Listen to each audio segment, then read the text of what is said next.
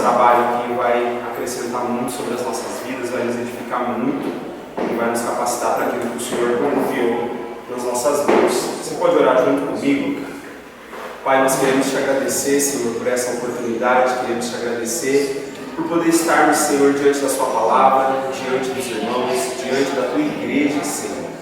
Pai, nós oramos no nome de Jesus para que o Senhor esteja aqui nos conduzindo, Pai, em revelação e sabedoria da tua palavra, que conforme nós meditarmos nas Escrituras, conforme nós, Senhor, falarmos do Senhor, que o Senhor se mova, Pai, com liberdade no nosso meio. Que o Senhor vá abrindo, Senhor, o nosso coração, Pai, iluminando os olhos do nosso entendimento, desvendando os nossos olhos para que possamos contemplar as maravilhas da sua palavra, Senhor. Pai, que esse seja um tempo de se exercitar nas Escrituras, que seja um tempo de nos desenvolvermos, que seja um tempo, Senhor, de aperfeiçoamento, Pai, ministerial nas nossas vidas, e que o Senhor, Pai, dê o crescimento para cada um de nós que estamos aqui. Que o Senhor, Pai, esteja à vontade aqui nesse momento e que possa, Senhor, nos conduzir e nos edificar na autoridade do nome de Jesus. Amém e amém. Irmãos, nós vamos dar início com um treinamento aqui. Ele vai ser bem assim, ele é bem curto, acredito que não vai passar, acredito que vai dar para trabalhar ele em um mês, acho que 4 sábados aí a gente vai conseguir concluir essa temática aqui, para depois a gente poder dar sequência com os outros assuntos, né?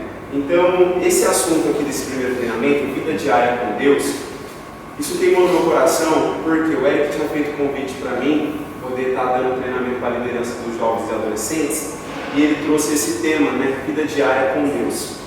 E aí, eu comecei a desenvolver, né, até falei com o Eric, achei que ia ser bem simples assim, né, falei, vai ser uma coisa bem, né, até porque também a gente não tinha muito tempo para trabalhar, né, o assunto era, eu acho que no máximo 1h30, e eu falei, vai ser uma ministração mais objetivo, tudo, e quando eu comecei a preparar, eu vi que não era. Vi que o negócio foi muito mais fundo, tinha muito mais coisas, assim, e naquele dia a gente teve que correr, né? E ainda ultrapassei o horário de 1h30, a gente teve que correr com o assunto, foi uma administração mais rápida, mas eu acredito que esse conteúdo aqui é um conteúdo que a gente tem que ir, sabe, devagar, a gente vai ponto por ponto, a gente vai realmente meditando, até assim, vai ser um ponto de partida, igual eu falei para os jovens lá. Não entenda esse material como tipo, uma definição sobre esse assunto, não é. É só uma introdução dentro dessa temática para que você desenvolva muito mais a partir desse assunto aqui. Então eu vou disponibilizar depois para vocês lá no grupo, todo o material ele está no PowerPoint aqui, vou disponibilizar para vocês, e aí vocês têm como base para poder desenvolver mais ainda aí. Tá? Então o tema desse treinamento é vida diária com Deus. Eu coloquei aqui que é o caminho para se tornar um com Ele. A vida diária com Deus é o caminho e o único caminho para se tornar um com Ele. Então, irmãos, eu penso assim, o Ney depois desse treinamento vai trazer, né, Ney, um treinamento sobre interpretação bíblica, né? E o que eu pensei? Por que começar com esse assunto aqui, irmãos? Porque eu penso que antes que a gente aprenda, né, se capacite ainda mais em interpretar o texto, em fazer uma boa interpretação, né, uma boa explanação, né, daquilo que a gente extraiu do texto, uma boa aplicação também, né, em aula. Eu penso que a vida diária com Deus é um passo para trás. Ela, antes que eu, né, saiba interpretar bem as Escrituras, saiba explanar, apresentar bem isso daí e aplicar bem isso, tanto na minha vida quanto na vida das pessoas, eu penso que entender e se aprofundar nessa questão da vida diária com Deus é uma coisa que vem antes. Por quê? Porque nós precisamos ensinar as Escrituras como alguém que tem autoridade e não simplesmente como alguém que tem conhecimento, né? Então o que a gente percebe em Jesus é que quando ele ensinava, quando ele pregava, as pessoas elas percebiam que existia algo diferente. Elas percebiam que mais do que palavras, mais do que conhecimentos, né, tinha realmente autoridade. Elas ficavam maravilhadas com isso, elas comentavam umas com as outras, tamanha autoridade quando Jesus proferia, né, um ensinamento, quando ele trazia uma palavra. Então eu penso que a maneira da gente conseguir criar autoridade, ter autoridade nesse ministério, é se nós vamos ter uma vida diária com Deus. Porque, irmãos, se nós não tivermos uma vida diária com Deus, nós podemos até ensinar bem, interpretar bem, aplicar bem, só que não vai ter autoridade. E um ensino sem autoridade as pessoas não dão crédito. Não dão crédito. Então, eu acho que é uma coisa assim que a gente precisa se atentar. E no meu coração queimou, realmente ficou no meu coração essa questão de poder aprofundar com vocês aqui sobre isso. E a gente vai ter um tempo de qualidade dentro desse assunto para a gente poder desenvolver. Então, vida diária com Deus, o caminho para se tornar um com Ele. E aqui, irmãos, na introdução, vou trazer algumas perguntas aqui. E a ideia do treinamento é que a gente possa interagir, que a gente possa perguntar, que a gente possa conversar entre nós. Isso é muito rico. E até ontem eu conversava com o Ney, a gente comentava ali sobre o quanto hoje a nossa vida está corrida, quanto há tantas demandas assim, do nosso trabalho, os compromissos que a gente tem familiar, compromissos ministeriais na igreja, são muitas coisas. E o que acontece? A gente corre o risco, e um risco muito sério, muito grande, de perdermos exatamente o que eu estou propondo aqui através desse treinamento aqui, perdermos a nossa vida diária com Deus. E ontem eu comentava com o Ney sobre isso, que Jesus ele conseguia escapar daquele alvoroço, ele não tinha nem aonde reclinar a cabeça, era muito corrido para ele. O dia dele era muito cheio, era desde a hora que acordava até o momento de dormir, tinha demanda, tinha coisa para fazer, tinha pessoas precisando, tinha gente querendo falar com ele. E a nossa vida hoje ela se encaixa dentro disso, as pessoas querendo falar com você, você tem que dar uma resposta aqui, você tem que fazer aquele trabalho, você tem que resolver aquilo. E também nós temos uma outra questão, é que a gente não vive exclusivamente do Evangelho, nós não vivemos exclusivamente do ministério. Jesus ele se entregou completamente ali, os apóstolos também largaram tudo, foram viver daquilo. Nós não somos esses que largamos tudo para viver o ministério. Então, para nós, já se levanta uma outra coisa que agrava um pouquinho mais a situação. Que a gente vai ter as questões familiares, temos famílias, a maioria de nós aqui tudo casado, todo mundo aqui casado, tem família, tem trabalho. Então você vê, já se levantam outras questões e isso pode acabar comprometendo a nossa vida diária com Deus. Isso é um perigo muito grande. Só que o nosso mestre, a nossa maior referência, ele encontrava uma maneira de escapar, ainda que fosse na madrugada.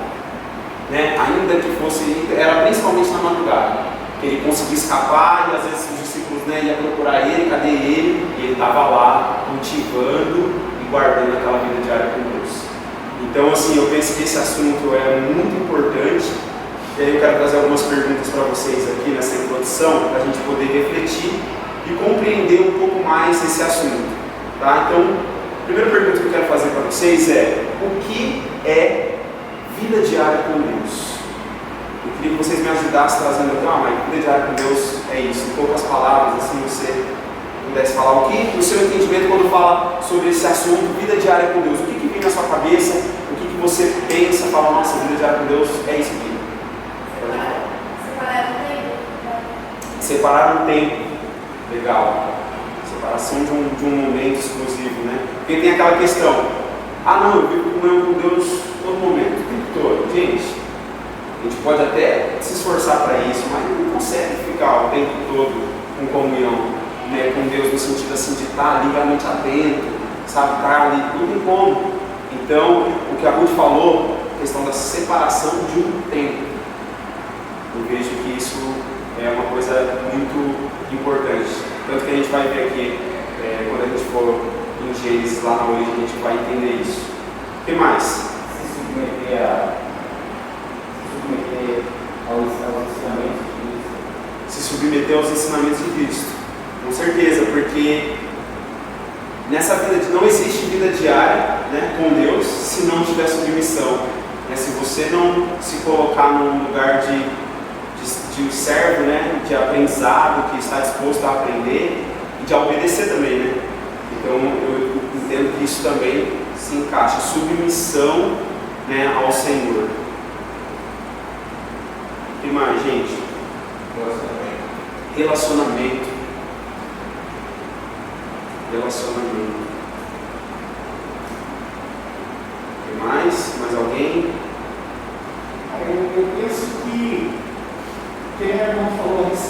você dedicar um tempo a Deus. Hoje a gente vive com a mente tão atarefada, preocupado com tantas coisas.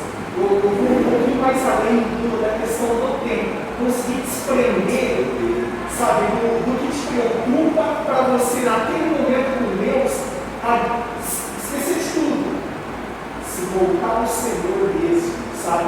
Porque você está ali orando, de repente, um toque do celular, você já fala, tem aquela resposta que eu precisava ali, e agora? O telefone tocou, alguém chamou, o que é? Né? Desprender. Isso é muito real, porque isso é bem verdade. E uma das coisas que eu procuro hoje fazer na minha vida diária com Deus, eu gosto muito de fazer essa separação, esse momento no início do dia, antes de fazer qualquer coisa. É o melhor momento que, para mim, eu sei que cada um tem a sua rotina e procuro encaixar no melhor momento, mas eu procuro fazer e gosto de fazer no primeiro momento, antes que eu faça qualquer outra coisa. Porque é um momento que, por exemplo, no amanhecer ali, né, na madrugada ali, é o momento que eu mais gosto. Por quê? Porque é aquele momento que você não tem tantas interferências externas. Está todo mundo dormindo, às vezes você consegue acordar um pouco mais cedo do que é o horário comum. Né? Hoje eu procuro acordar na minha rotina para me conseguir dar conta das coisas que eu preciso dar conta. Eu acordo 5 horas da manhã, segunda a sexta. No sábado também, agora estou acordando assim, no domingo não.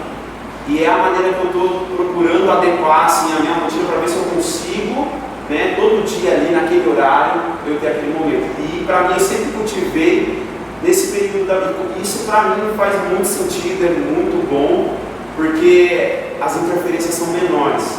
Então eu vou lá deixar o meu celular, né, no silencioso, eu vou, igual lá, hoje na minha realidade eu não tenho um lugar na minha casa específico para fazer isso. Eu não tenho tipo um quarto, e até também mesmo se eu tivesse um quarto dentro da minha casa ali, eu ficaria meio constrangido. Por quê? Porque às vezes você está ali, você quer cultivar uma intimidade com Deus, e se você aumentar um pouquinho o tom, se você começar, se o Senhor te visitar ali, você começar a se quebrantar, você pode acordar a sua família ali, né? Então assim, gera uma situação. O que eu faço hoje? Hoje eu saio de casa, eu vou para dentro do carro, e no carro eu fecho tipo, tudo ali, eu fico no carro. Ali eu tenho um pouquinho mais de liberdade, tipo, eu tenho um pouquinho mais de, sabe, ali eu posso ficar ali, se eu tipo, subir um pouquinho o tom ali, eu tô ali dentro do carro, tá fechado, sabe? Mas eu tenho falado para ele, falei, Senhor, eu quero um canto assim, sabe, exclusivo ali para poder ficar tranquilo, sem nenhuma preocupação. Mas realmente, esse lance de conseguir, né, tem a questão da separação, muito importante, mas tem essa outra questão. Eu tenho que conseguir me desligar. E como isso hoje está difícil, desafiador, mas a gente precisa se esforçar para conseguir. Então achei perfeito essa colocação aí, muito boa mesmo. Uma segunda pergunta que eu coloquei aqui: quais são os fundamentos que sustentam essa vida diária com Deus? O que vocês pensam sobre esses fundamentos que sustentam? Tipo assim, tá, tudo bem, existe a vida diária com Deus, agora, o que sustenta essa vida? Quais são os fundamentos que realmente, olha, eu tenho vida diária com Deus, esse fundamento sustenta a minha vida, esse fundamento, o que vocês, né, pensam sobre isso? Quais são os fundamentos que sustentam a vida diária com Deus?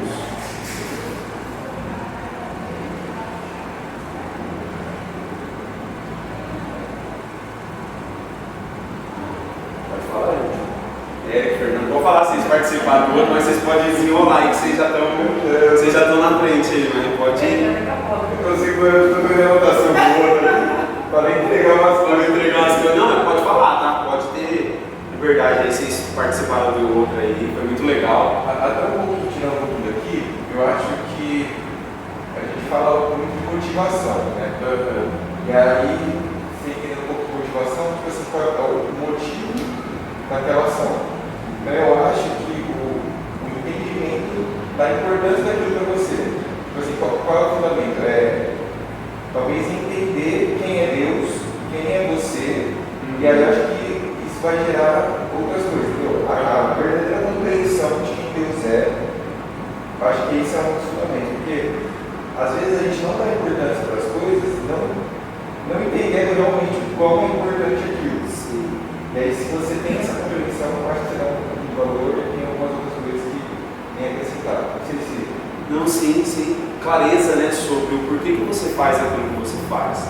Porque eu penso assim, se você não tem clareza, você vai fazer, mas vai chegar um momento na hora que apertar, na hora que começar a ficar difícil ou surgir questões, desafios, se você não tem a clareza, a compreensão do quão importante é aquilo e por que você está fazendo aquilo, você vai parar. Né? A gente comentou, né, sobre isso com eles lá, que quando eu tenho um desenho final, é igual a vida cristã já, né? Se eu sei qual é o resultado final, o quadro final da vida cristã, o resultado final, se eu já sei que é um dia eu me tornando um com Ele e governando junto com Ele por toda a eternidade, todas as outras coisas que estão envolvidas nisso, se eu sei disso e eu tenho muito claro na minha mente, eu vou suportar a provação, eu vou conseguir suportar a tentação, não vai ser qualquer coisa que vai me tirar da presença, porque eu tenho, né, a compreensão e a convicção do porquê que eu faço aquilo que eu faço e para onde que eu estou indo. Né? Então tem aquela frase que é até conhecida, né? Para quem não sabe onde quer chegar, qualquer caminho serve. E isso é muito verdade. Se eu não sei onde eu quero chegar, eu não tenho clareza do desenho final, de onde o meu alvo final, o que vai acontecer no meio dessa jornada? As distrações, as preocupações ou as outras coisas vão me tirar daquilo. Porque eu não tenho fundamentado, né, essa compreensão dentro de mim.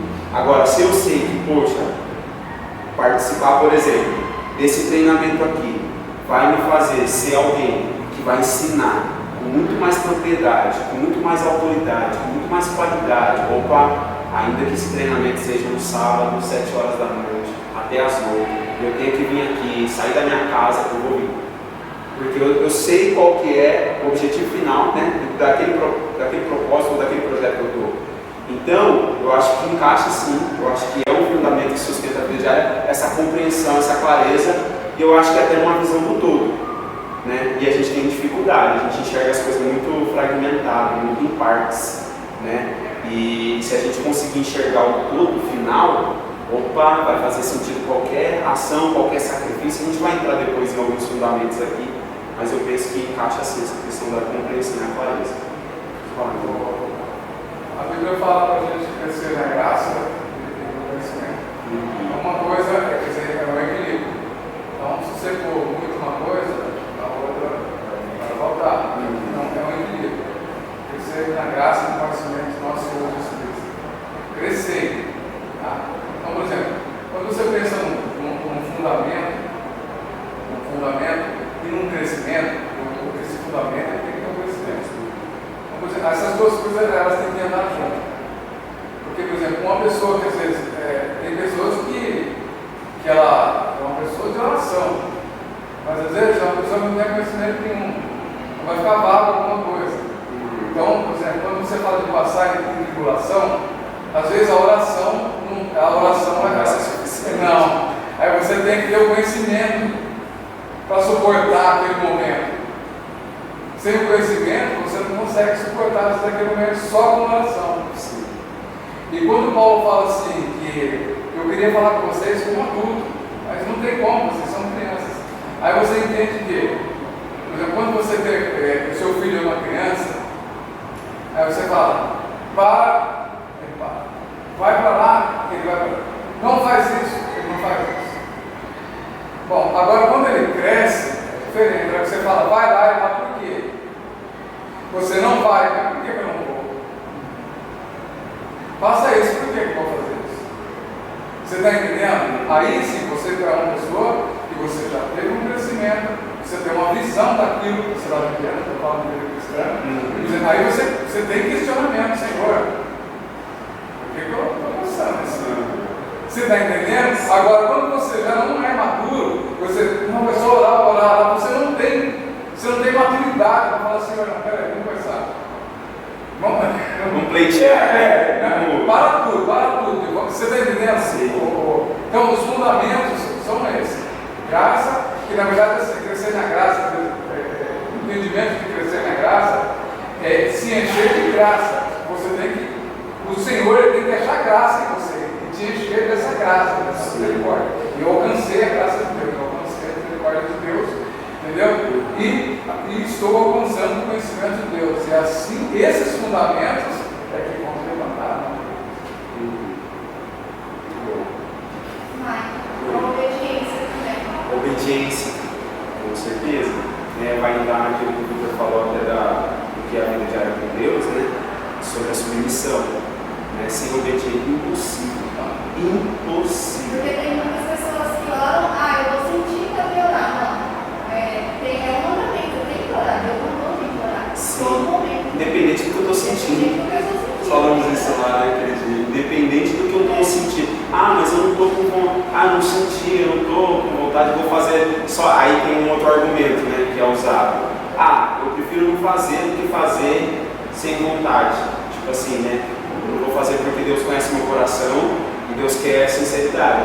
Só que há momentos, e talvez seja boa parte do nosso tempo de vida com Deus, que você não vai sentir aquele prazer, aquela alegria que você sabe ter aquele momento com Deus.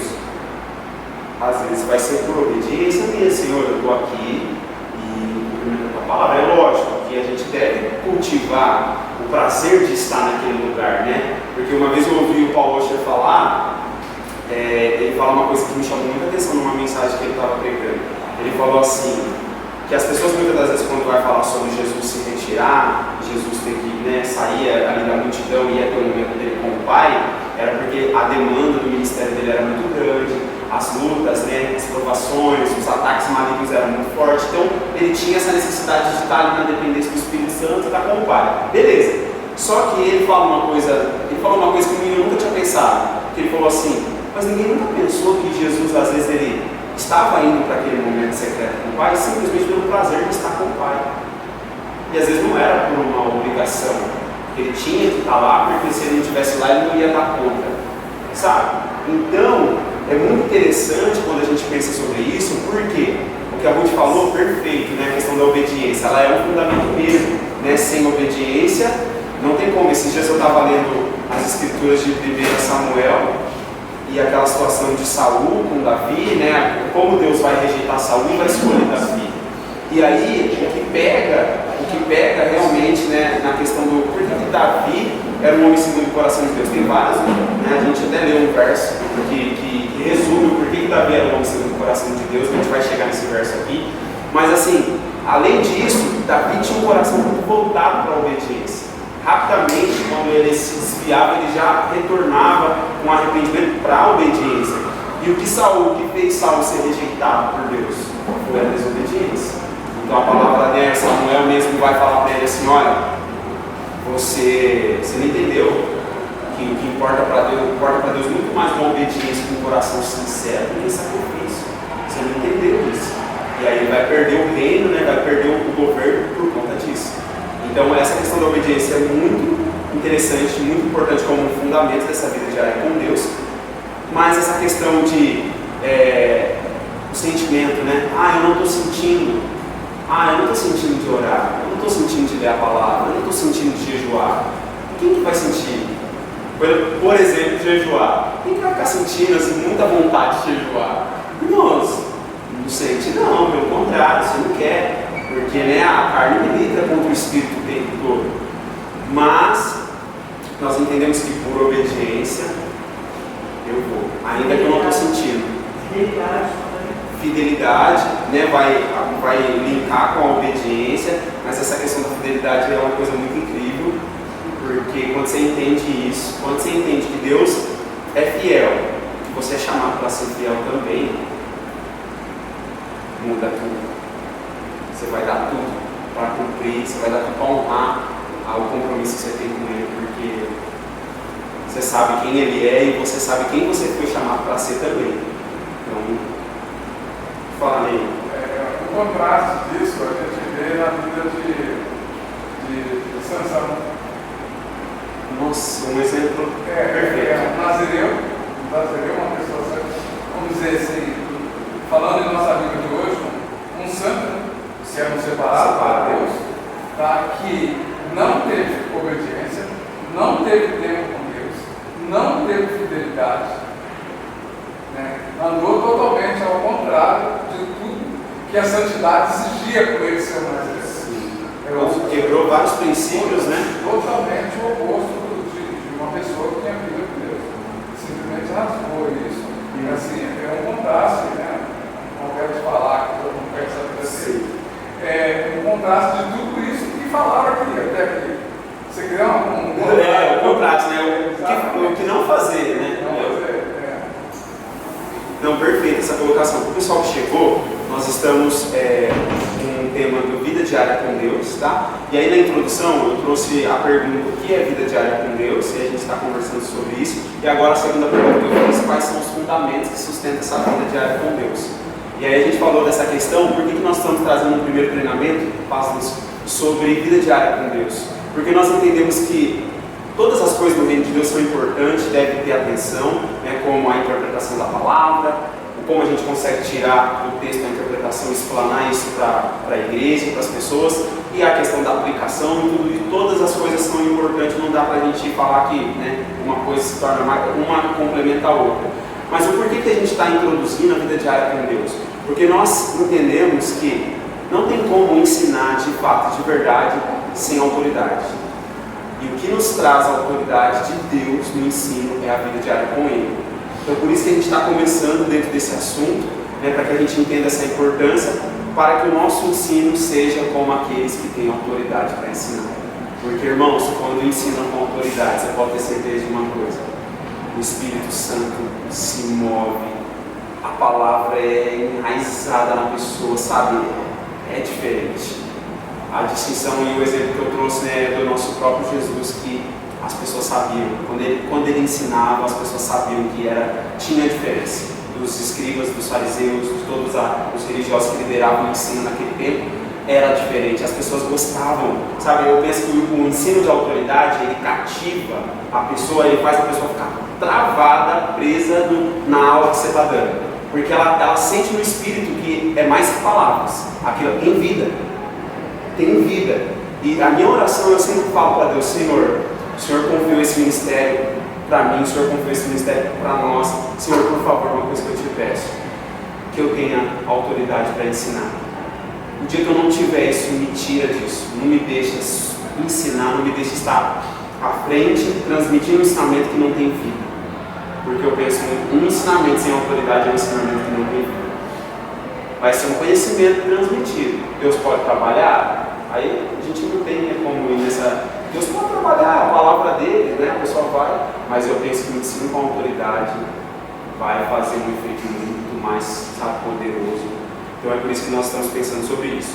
Uma terceira pergunta que eu quero fazer para vocês: existem exemplos práticos que podemos observar e imitar dentro das Escrituras? O Ney trouxe um exemplo ao contrário, né? O que é vida diária com Deus? Você olha para Sansão, aí você vai ver que ele fez o oposto, quebrou vários princípios que custou muito caro para ele no final da vida dele, né? E não só no final da vida dele, comprometeu quem estava ao lado dele, né? Todo mundo que era da geração dele ali. Então, existem exemplos práticos que nós podemos observar e imitar. Olhando para as Escrituras, eu gostaria que vocês me ajudassem agora aqui a levantar pessoas. Exemplo que você olha e fala assim: nossa, quando fala desse assunto, vida diária com Deus, esse homem, essa mulher de Deus, para mim, resume. Vida diária com Deus é isso aqui. Essa pessoa, para mim, me representa, me faz aprender muito sobre isso.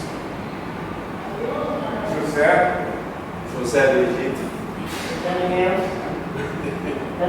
José por quê, Ney? Em poucas palavras, José por quê? Porque ele tinha tudo para revolta. Ele tinha tudo, a circunstância, tudo que ele passou. Mas assim, o que deu vitória a ele, ao contrário de Sansão, foi a sua vida diária com Deus, a sua fidelidade, a obediência, tudo que foi falado aqui. E olha a posição dos dois no final. O contraste é muito... E assim, oportunidade ele teve com a mulher, teve com oportunidade ele teve. Não foi falta, né, de oportunidade. Porque às vezes, nós não cedemos por falta de oportunidade. Infelizmente, gente. A minha oração é para que não seja dessa forma, mas assim, tem hora que se a gente tivesse a oportunidade... Todos eles tiveram seus tropeços. Todos os apóstolos também. Mas José não. Repreensível, né? José não. Ele chegou a governador da maior cultura. E na verdade ele era o segundo homem mais importante do mundo. Seria tipo um primeiro-ministro hoje, assim? Sim, do mundo. Né? Do mundo. Não era só do Egito, não. O Egito era que mandava em tudo. Você fica na mente a respeito de José, o compromisso que ele tinha com Deus. Deus era fidelidade, O compromisso dele ultrapassava tudo. Ele abria mão de tudo para manter esse compromisso de não desagradar o Senhor. E aí eu acho que fica essa situação para a gente, se eu tiver a oportunidade de errar. Será que o meu compromisso com Deus eu vou manter? Cara, o Luciano Subirá, ele usa um exemplo muito interessante sobre essa questão de você pecar, por não pecar, por amor e por temor. Aí ele dá um exemplo, ele usa o exemplo do paraquedas, que ele fala assim que na vida cristã, o primeiro paraquedas, né, nosso, numa queda, deveria ser o amor. O amor, eu não vou pecar porque eu amo a Deus, eu amo a vida que eu tenho com Deus, eu não abro mão disso, seria o primeiro paraquedas. Só que quando esse paraquedas não funciona, ele não abre, existe o paraquedas reserva, que é o temor. Se eu fizer isso, eu já sei que isso vai me custar caro. Aí ele usa esse exemplo que muitas das vezes a gente não peca, não é nem pelo amor a Deus, é pelo temor mesmo de que se eu fizer isso, isso vai acabar com a minha vida. Então, lógico, eu penso, nós como filhos de Deus, a exemplo de Jesus, eu acredito que Jesus sempre caminhou com os dois, ele sempre teve amor e temor pelo Pai, e isso sustentou ele até o fim, não abriu mão. Né? Não acho que não tem como desassociar, o amor e o temor caminham juntos. Né? Até porque temor, o significado de temor é um amor reverente, né? Um amor respeitoso para com Deus. Né? Então, mas eu achei interessante esse exemplo, porque é real. Às vezes você está naquele período de fraqueza, você não está legal. E por amor a Deus, seu amor às vezes está capengando ali, sabe, não está legal, você não está sentindo aquela, sabe, há momentos sim que você está cheio do Espírito Santo, que vem um pecado assim, você até sai fora. Meu Deus, eu não vou nem deixar, não quero nem saber disso aí. Mas há momentos que a gente balança. Há períodos da nossa vida, fases que a gente está frágil. E aí, às vezes, o amor a Deus, né, como o nosso amor é frágil, o Senhor conhece esse amor frágil, né? Existe muita graça sobre nós, para que mesmo nesses momentos que o Senhor sabe, ele não está fazendo isso por amor, mas ele está fazendo às vezes por um respeito, por um medo até da consequência, que ele já sabe que vai ser muito ruim. Né? Então, só para trazer um pouquinho dentro disso. Mas traz aí mais exemplos práticos de pessoas da Bíblia e o porquê que você acha que, nossa, essa pessoa aqui é a maior representação de vida diária com Deus para mim. Eu quero falar em relação a José ainda, porque a gente vê que a vida dele reflete a vida diária dele com Deus, né? Por mais que a gente muitas vezes ache, mas e aí? Você vê que todas as decisões que ele toma são decisões de pessoas que têm uma vida dele, caso ele não tivesse só esse tempo com a vida. Sim. Como, né, por exemplo, a gente pode perguntar, mas poxa, como que ele conseguiu? Era uma coisa muito atraente, era coisas muito... Como que ele... O Ney trouxe a questão da revolta, que para mim é uma coisa assim, meu Deus, será que eu, né, no lugar dele, se eu passasse isso com os meus irmãos, se os meus irmãos fizessem o que, né? Será que eu teria, né? E o que mais me chama a atenção nele é quando ele chega na oportunidade que ele tinha de devolver o mal com o mal. Era a oportunidade de acabar com os irmãos dele. Ele vai fazer uma das declarações que na Bíblia é uma das que mais mexe comigo. Ele vai falar assim: por acaso estou eu no lugar de Deus para julgar vocês, né, para trazer juízo sobre vocês? E ele faz, gente, só quem tem vida diária com Deus para não devolver, sabe, o mal com o mal. Ainda mais o período, a gente às vezes lê a Bíblia, né, e entende, nossa, foi bem rápido, né? Gente, foram muitos anos. Porque uma coisa é você falar, outra coisa é você fazer. Sim. E você só vai conhecer você na hora. Na hora.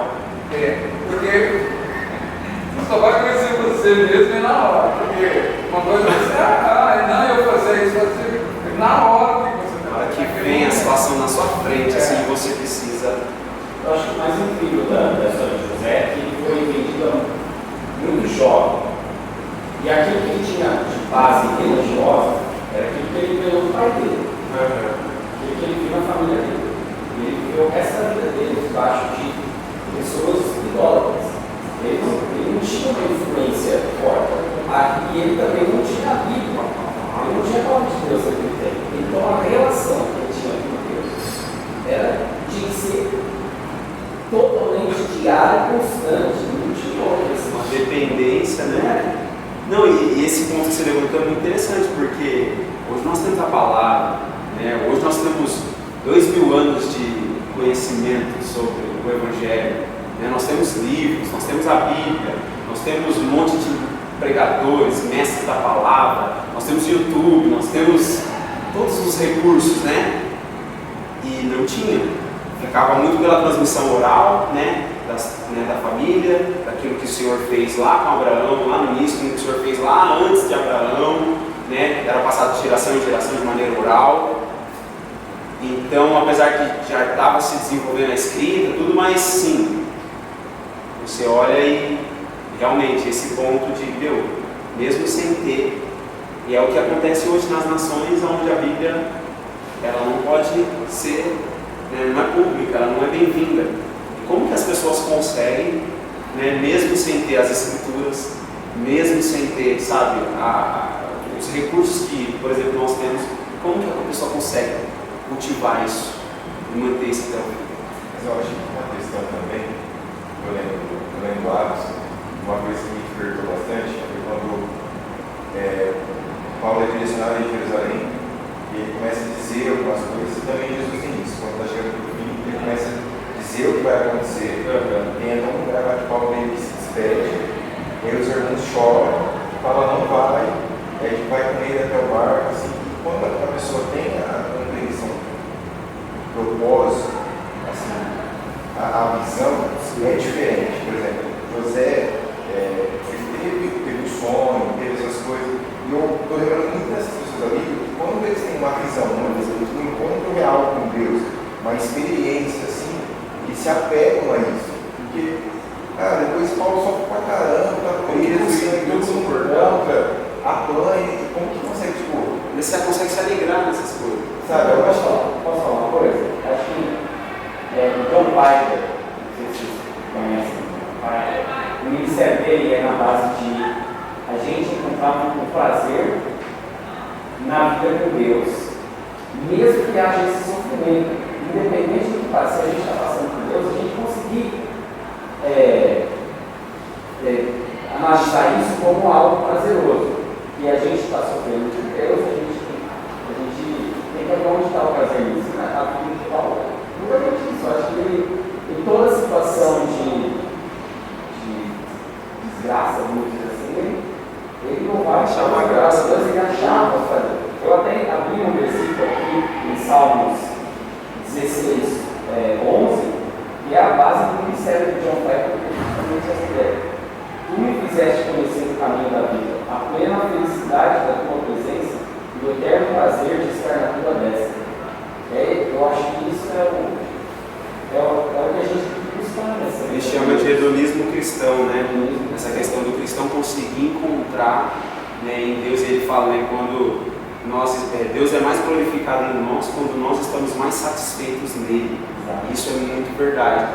Mas é o que você falou. Eu vejo assim, se você tem clareza do propósito, do porquê que você está fazendo o que você está fazendo, cara, e é difícil isso, porque, por exemplo, eu estou lembrando aqui, quando eu estava para casar, estava construindo ali, cara, todo dinheiro que chegava era direcionado para aquilo, porque eu tinha a plena consciência que eu tinha aquele objetivo e tinha que alcançar. Quando você está meio disperso, talvez você distrai assim para isso, assim para aquilo, mas quando você está focado, você entende a importância daquilo, de verdade, a gente fala um monte de coisa. Então acho que é isso, sabe? Até a vida diária com Deus é isso. A gente vai conhecendo mais de Deus, vai contemplar Deus, e aí algumas coisas vai começar a chegar e a gente vai ter a clareza de quem Deus é e de quem nós somos, e aí a gente vai começar a falar, pô, isso não faz sentido, isso aqui não, né? A partir disso, a gente vai abrindo os nossos olhos e entendendo a importância disso. Mas alguém quer trazer algum exemplo prático que a gente pode observar e imitar? Eu gosto sempre de falar de Davi, a gente sabe que Davi, apesar de ele ter errado, nós somos contra a humanidade,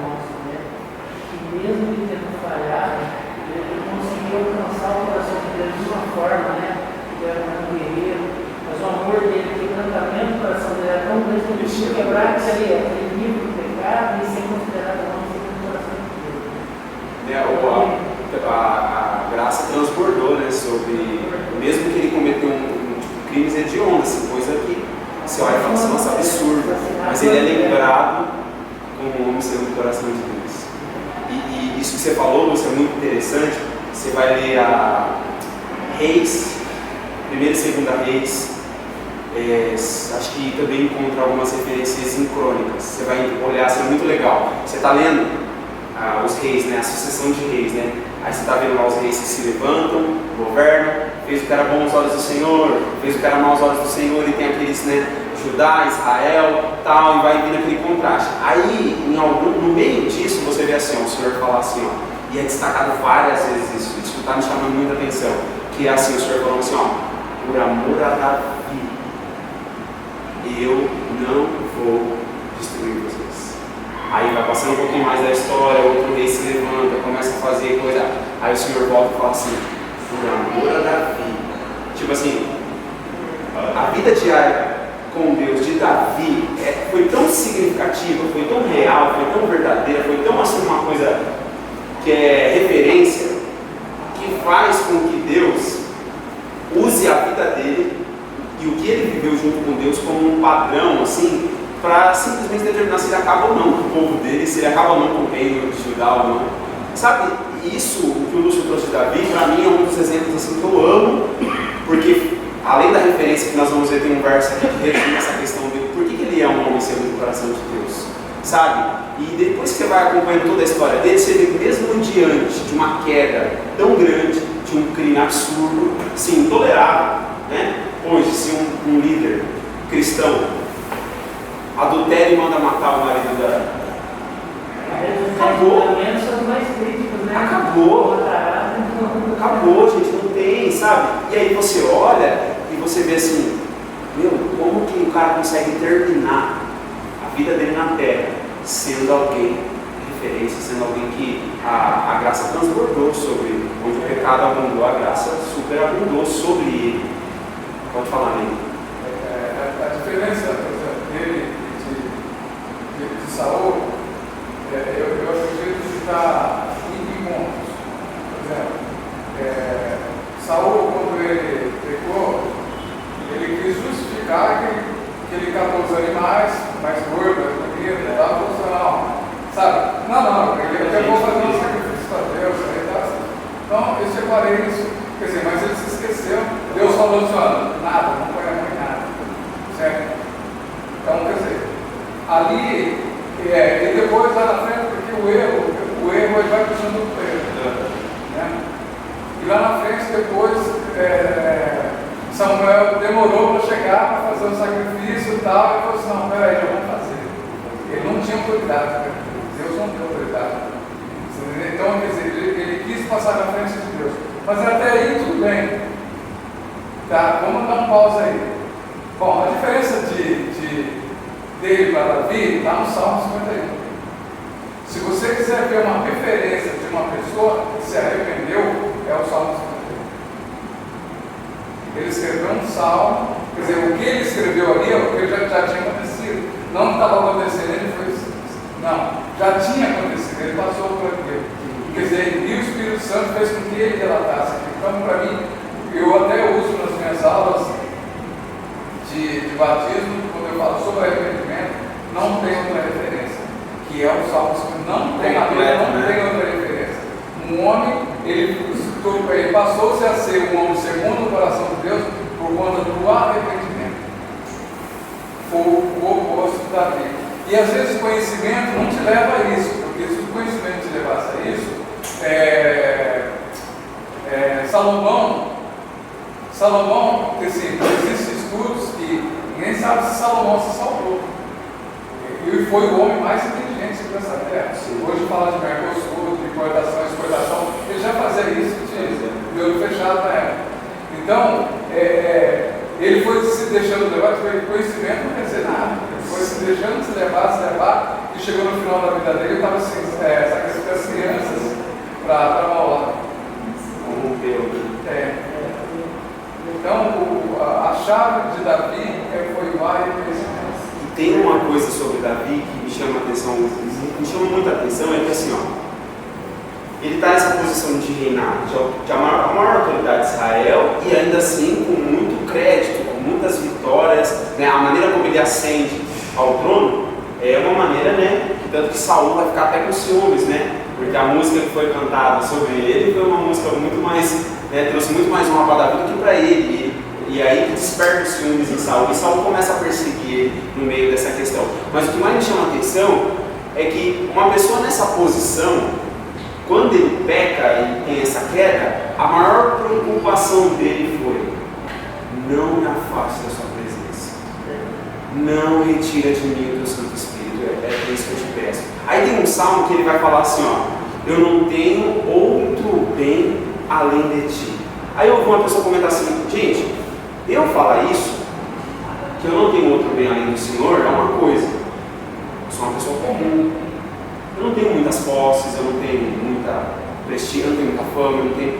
Para mim, eu falar: Senhor, é tudo que eu tenho, para mim é mais fácil. Agora, para quem está em um lugar de autoridade, fama, muitos recursos, muito dinheiro, poder, a pessoa declarar sinceramente, de todo o coração dela, que realmente todas aquelas coisas não eram maior que o Senhor para ele. Isso daí para mim, sabe? E isso fala com a gente hoje, né, sobre essa questão, né? Ainda que eu consiga crescer ministerialmente, ainda que eu consiga, né, seja lá na minha profissão, seja na minha família, prospere, enfim, o Senhor me acrescente coisas, o Senhor me confie coisas e me faça crescer. Será que Ele continua sendo o meu bem maior, acima de tudo?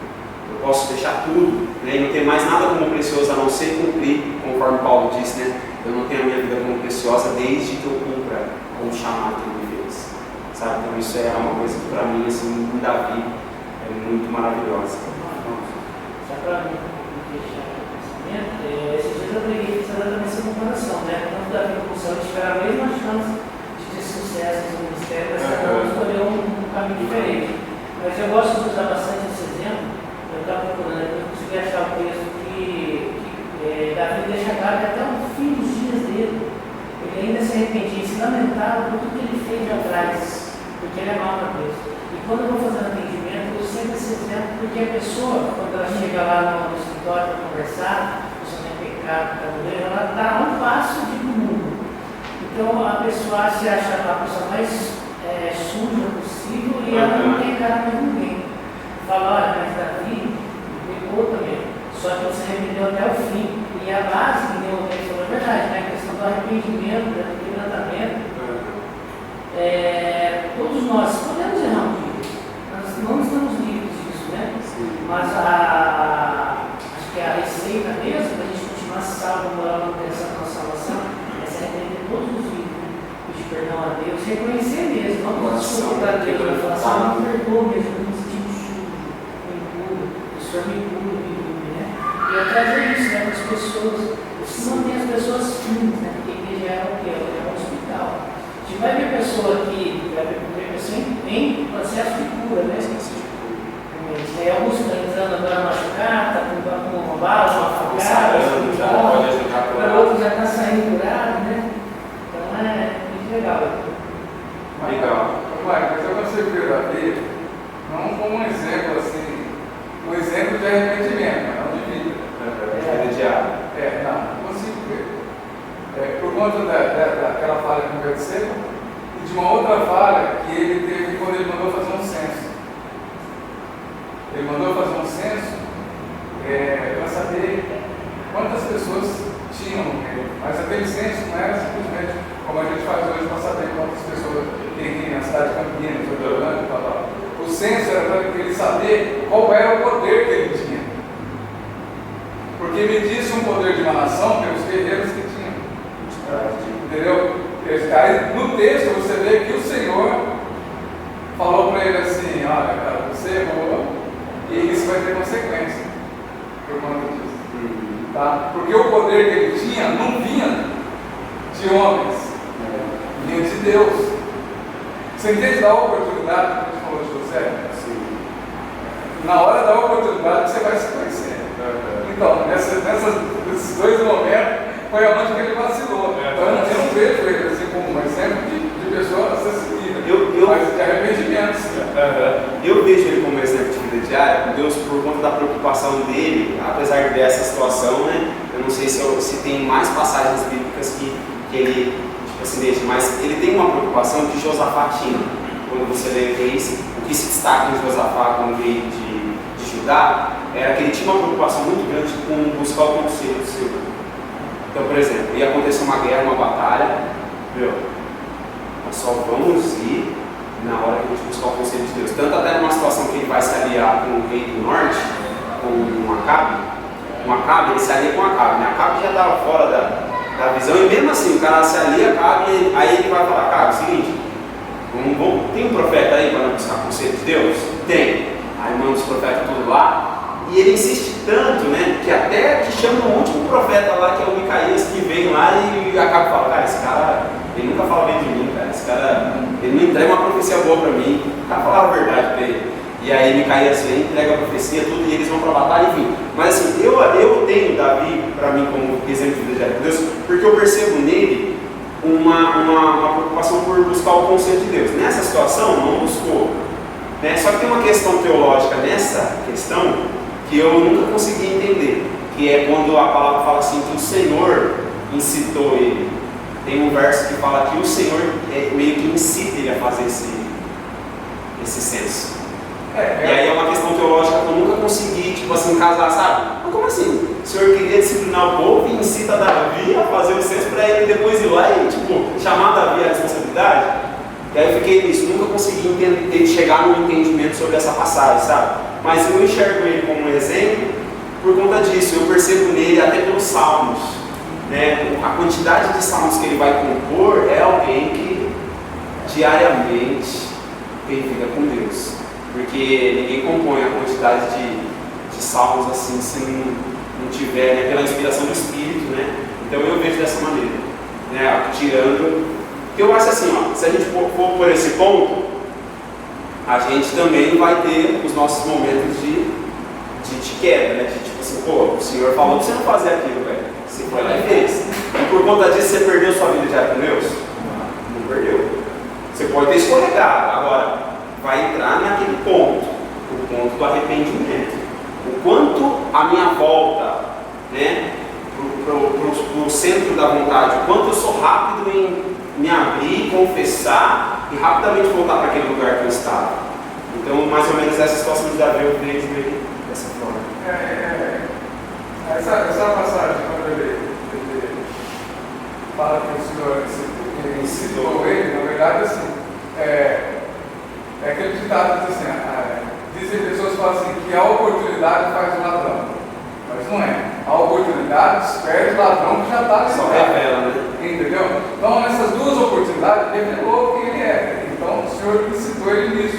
Tanto que, por exemplo, o castigo vinha por conta dele ser rei, não uma nação, tá? Aí tudo bem, eu daria o mérito para ele, ele falou, não, senhor, o povo não tem nada a ver com isso. Se o sujeito tiver que castigar, assumir eu, tá? Porque foi o que errei, deixa o povo de lado, o castigo sobre a nação. Sim. Mas nesse ponto, vocês entendem que a situação chegou e ele vacilava. A pergunta foi, se você mostra um homem que seja exemplo de vida. Então, como exemplo de vida, como exemplo de arrependimento, uma pessoa que volta e toma um caminho de volta. Igual na comparação, tipo, se você pegar José e ele, você fica com José. Com certeza. Posso falar uma coisa? Pode. Gente, a Bíblia, ela é feita para homens. Graças a Deus por isso. Se a gente separar Daniel, José, Samuel, Enoque, por exemplo, o resto tudo são pessoas como nós. Não é? Então, a minoria realmente tem uma vida que não tem relato, não tem relato, não é que não é nada, mas não chegou até nós uma falha maior. Os outros homens e mulheres, todos eles são como nós. Independente da posição onde Deus os colocou, teve um momento que deu um grande vacilo, como qualquer ser humano. E mesmo com tudo isso, ainda assim tiveram uma vida com Deus e não viveram aqui deixar um exemplo pra gente. Porque eu vejo assim, ó, a questão da vida diária com Deus, eu vejo que é o que predomina. E não eventos sabe, esporádico. Então eu vejo que é o que predomina. Então se, lógico, né, a gente pensa o padrão é elevado, o padrão do reino é elevado. Se a gente não exceder em justiça, né, a palavra fala, se a gente não superar a justiça que os fariseus praticavam, né, nós não somos dignos de entrar no reino. Então quer dizer, o padrão de Deus de conduta, ele é alto, é excelente. E o chamado é para ser irrepreensível. O chamado é para ser irrepreensível. Agora, nós vemos nas Escrituras que vai existir, né? Existe os tropeços. Porém, para quem tem vida diária com Deus, tem que ser um acidente. Não pode ser algo, né? Poxa, eu premeditei, eu calculei e depois eu vou lá e vou me redimir dessa situação, sabe? Então eu vejo assim, existe um padrão alto de excelência, de busca de vida diária com Deus e um caminho irrepreensível. Agora, todos nós vamos conseguir andar nessa irrepreensibilidade, sabe? Penso que não. Talvez alguns vão conseguir se destacar mais que outros dentro dessa questão de, vamos colocar assim, falhar menos com falhas grandes e maiores, né? Mas eu penso que o que caracteriza é o que predomina, né? O que a maior parte do tempo. Então, para mim, eu vejo se foi um acidente e a pessoa tem a sensibilidade e a abertura de aprender, de se humilhar, de se arrepender e ela volta de novo naquele relacionamento, para mim eu caracterizo como aquilo que tem vida diária com Deus. Porque se não tivesse, a partir do momento que tropeçou, caiu ali, vida que segue, já era, não estou nem preocupado com isso. Sabe? Então, mais ou menos isso. A gente já chegou no horário, moço. Vou só colocar mais duas perguntas aqui, para a gente encerrar o tempo de hoje aqui. E é aquilo que eu falei para vocês, a gente vai ter aí, vamos fazer essa experiência de treinamento com 1 hora. Vamos ver se a gente consegue trabalhar, desenvolver. Se a gente conseguir, legal. Se não conseguir, a gente volta para aquele período lá de 1h30, das 6 às 7h30. Mas vamos ver se a gente consegue trabalhar aqui. Eu vou trazer mais duas perguntas só para a gente encerrar a introdução desse treinamento aqui sobre vida diária com Deus. Ó, a quarta pergunta que eu coloquei aqui: quais são as ameaças que podem nos impedir nesse processo? Eu sei que vida diária com Deus é isso, existem os fundamentos, eu tenho exemplos práticos na Bíblia que eu posso observar e imitar. Agora, o que ameaça uma vida diária com Deus? Na opinião de vocês, na compreensão que vocês têm da palavra e da experiência que vocês têm de caminhar com Cristo. O que vocês acham que mais isso aqui impede a vida diária com Deus?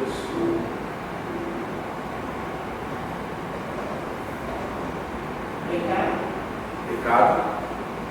Deixar que os façam todos os dias, porque quando você está cheio da presença de Deus, mesmo assim, por exemplo, já for cantar do adultério, você vai ter que colocar no pecado. Se você qualquer flecha que ilumina daquele momento, né? A gente pode colocar assim, vamos colocar assim, que o pecado seja macro, né, seja o maior, porque do pecado vai vir todas as outras os impedimentos. Vamos colocar então o pecado uma coisinha. Aí tem as ramificações do pecado, né? Que ele vai se manifestar de diferentes maneiras. Então, traz essas. O Lúcio falou sobre o não se encher do Espírito Santo todos os dias.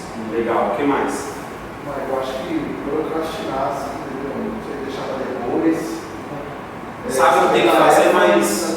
Então, a tarefa do dia a dia, você já comentou, né? Tantas coisas. Tanta coisa que fazer. Mas às vezes não consegue se desprender, né?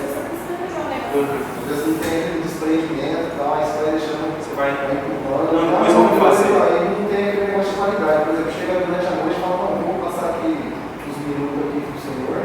Sem qualidade. Se falar um negócio com qualidade, você passa às vezes 15 minutos ali com uma leitura, uma palavra, um louvor, um momento de oração, e às vezes não sabe. É um processo de transição do Egito para Canaã. Isso é muito interessante. Eu lembro quando eu estava dando estudo para os jovens e adolescentes na nossa igreja sobre Josué e Juízes. Aí o que acontece? Você vai perceber muito claro quando você estuda Josué e Juízes que tem um verso que foi muito chave assim, na compreensão, que foi, tem uma parte que fala na escritura assim, que por causa da dura luta pela sobrevivência diária no deserto, o povo perdia a língua. Tipo, e a gente fica assim, você lê o texto e fala assim, nossa, mas como assim?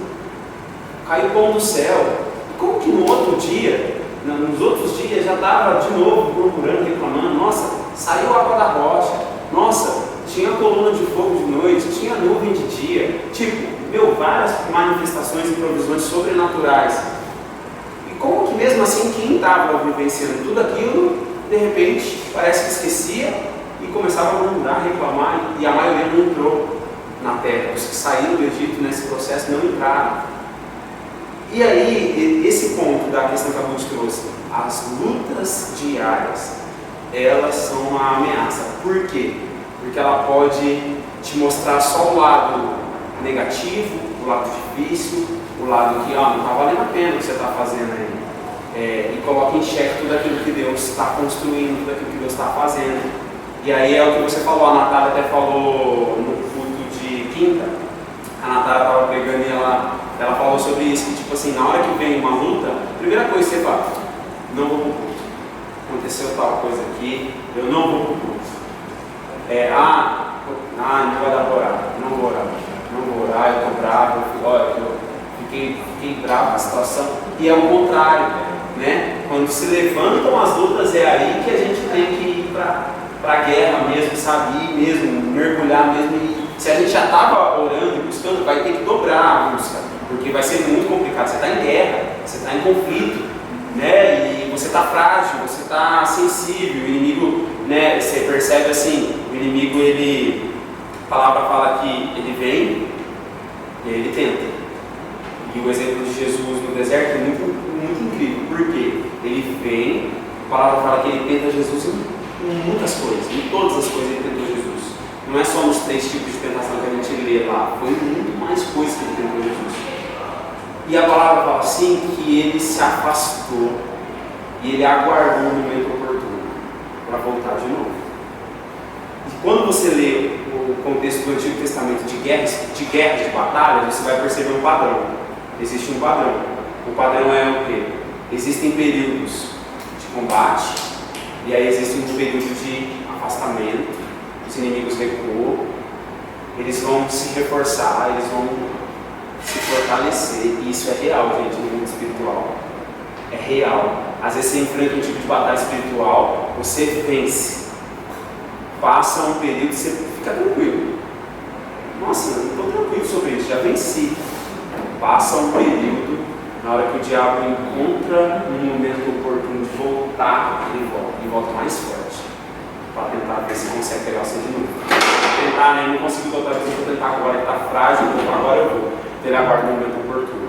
Então, realmente, as lutas, né, vai nos fragilizar, como fez com Jesus, né? O processo que ele estava vivendo no deserto fragilizou ele, mas, né, o que ele tinha de fundamento da palavra e o Espírito fez ele ficar firme. A última pergunta. Oi. Mas no caso do pessoal lá que está no deserto, o povo também não era ingratidão, falta de fé também.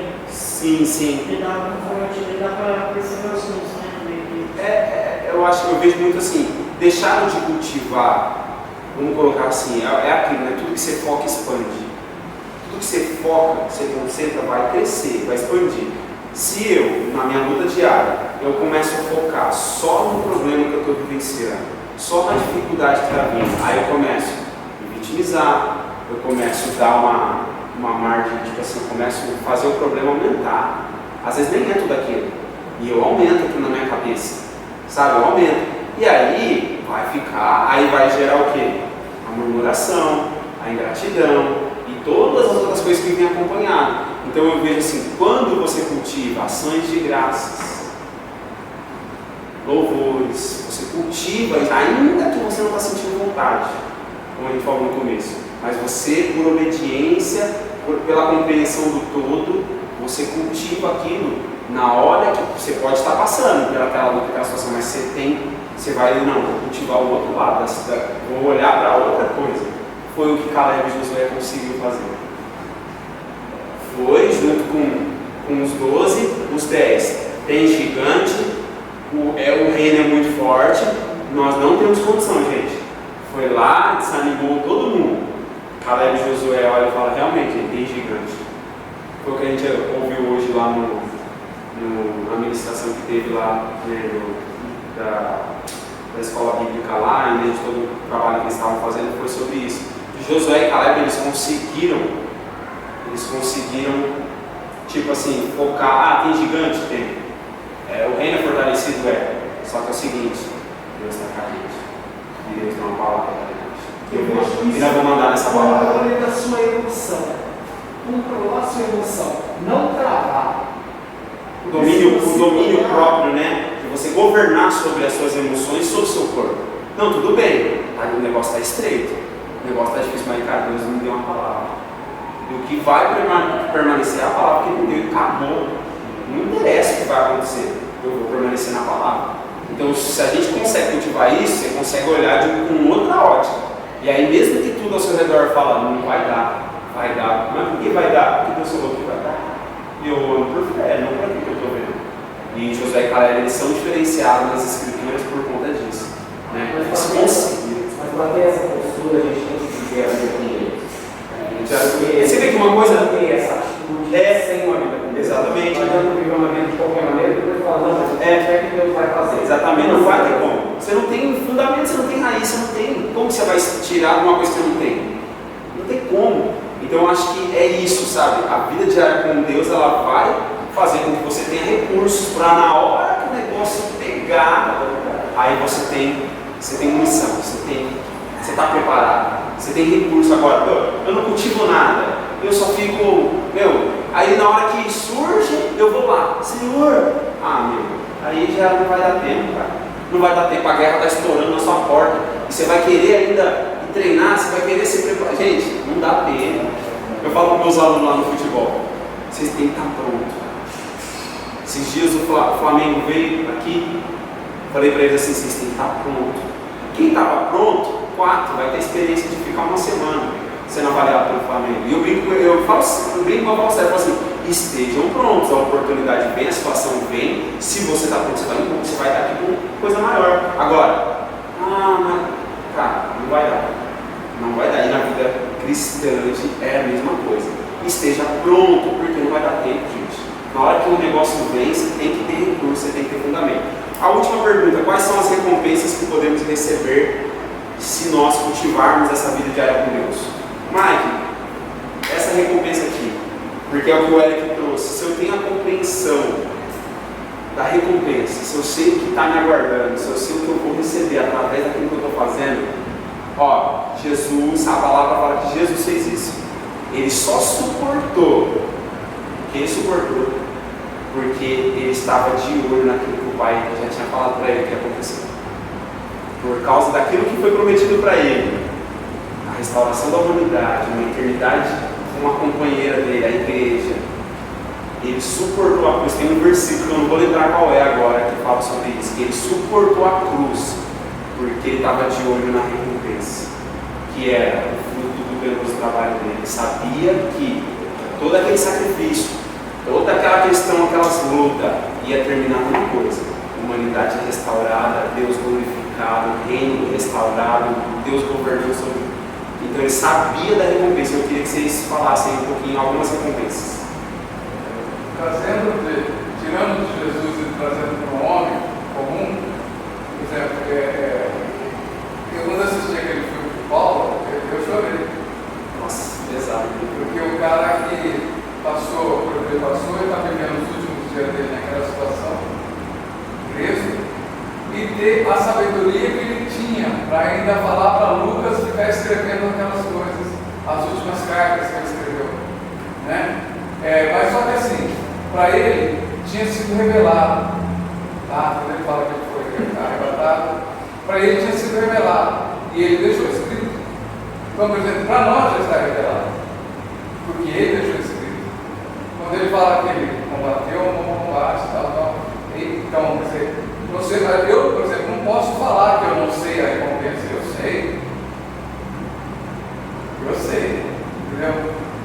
E baseado nessa recompensa é que eu tenho que me basear na minha vida diária, baseado naquela recompensa, de que ele viveu, do que ele viu, né? Ele não foi autorizado para ele revelar, mas ele fala que lá aqui, que morreu para ele era Cristo, ele estava nem aí, ele tinha um propósito. Sim. Né? Então, por exemplo, eu tomo isso para mim. Às vezes a gente dá uma da vida, dá uns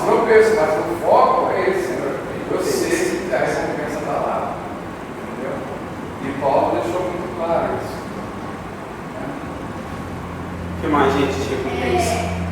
Falo por mim, né? E a recompensa dessa vida diária com Deus, além da gente receber de Deus a graça dele, nós recebemos também sabedoria, tem como nos conduz a ter sabedoria em certas diversidades. Sim. E também o toque.